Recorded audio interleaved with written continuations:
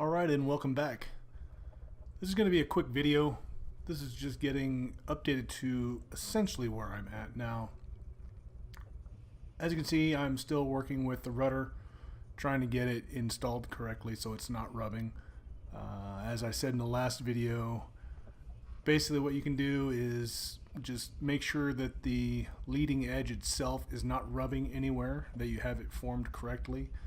And if it's not rubbing anywhere and it's just the vertical stabilizer skins that are rubbing on the sides of the rudder, then you can file those back until it doesn't rub anymore. And as I said in the last video, the instructions tell you how much you can file to a certain point, but that's the easiest fix. And so basically just get the rudder hanging on all three bearings and then just shave as you need to get rid of the rubbing.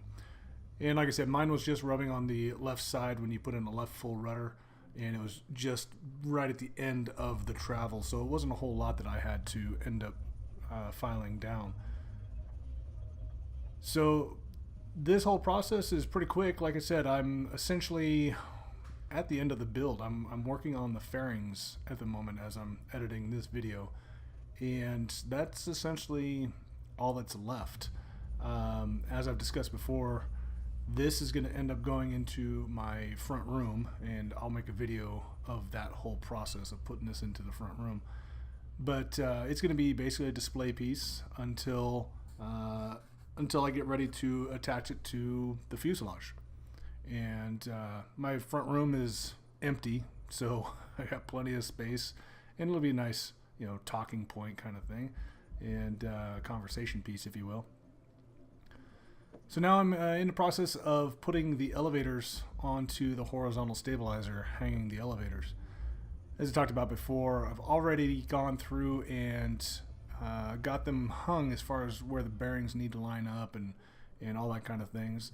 Now it's just a matter of putting them in place, and what you're going to do is verify that the rudder travel doesn't interfere with the elevator or vice versa. And there's a minimum distance on both sides between the rudder and the elevator. I was fortunate in that I didn't have to make any adjustments. There's things that you can do if you don't have enough travel or if you have too much travel, and it makes it so that you can ensure that you have proper clearance.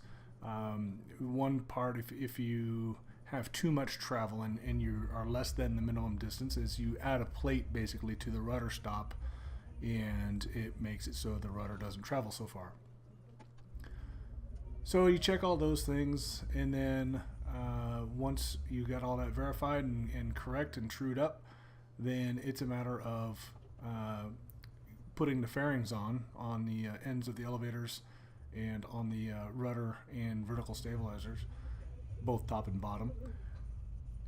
One of the things that I figured out as I was doing this step here toward the end,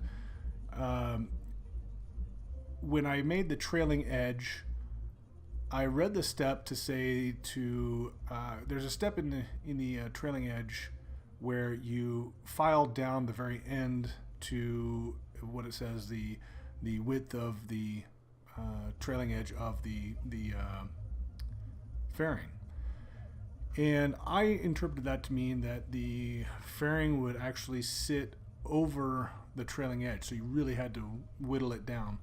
Well, then I read the instructions, and no, you actually cut a piece of the fairing off where the trailing edge is, so it doesn't interfere. And so I had to replace both trailing edges because I whittled down the ends of them way too much, and so that was a bit of a process. I didn't record any of that. It was just rework, but basically I drilled out the whole trailing edge, ordered 2 new pieces, and you'll see me at the end of this video on the phone with Vans. But in fact, that's who I'm calling right now. But I got 2 new pieces, got them in, countersunk them, and did all the prep work again, and then installed them. And it wasn't that big of a deal. It's just, it sucks to have to do rework. So anyway, I'm like I said, at the point of almost completion on the tail cone, And that's about where this video is going to end out. So I appreciate y'all watching, and we'll see you next time around when I have some more videos to edit.